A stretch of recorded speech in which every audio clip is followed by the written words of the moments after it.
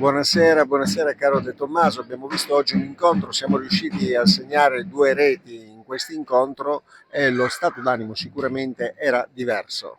Abbiamo notato una difficoltà della squadra, ma era più fisica o più psicologica in questo contesto dal tuo punto di vista? Allora, di sicuro la squadra che abbiamo affrontato oggi è una delle più attrezzate per salire. Hanno 8 giocatori che possono giocare tranquillamente tutti e chiaramente reggere due tempi a questo ritmo non è facile. Però secondo me abbiamo fatto un passo in avanti importanti e dobbiamo continuare in questa direzione. Per l'arbitraggio ci asteniamo, ma sicuramente noi dalla tribuna abbiamo notato delle differenze tra la prima parte e la seconda parte dell'incontro. La squadra ne ha risentito oppure è riuscita a concentrarsi e a portare avanti il suo compito? Il nostro obiettivo è non...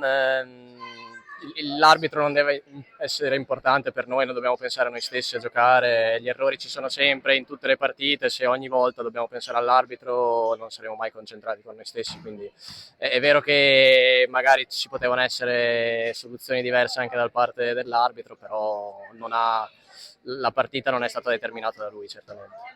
Velocemente, la squadra era più stanca del solito oggi? In realtà secondo me no, anzi abbiamo avuto il passo abbastanza importante, abbiamo retto il loro ritmo per buona parte della partita, quindi non credo, e semplicemente oggi è venuta a mancare un po' di esperienza nei momenti critici e quella ci ha portato alla sconfitta. Grazie De Tommaso, ti lasciamo la tua doccia. Buona domenica, Grazie ciao caro. mille.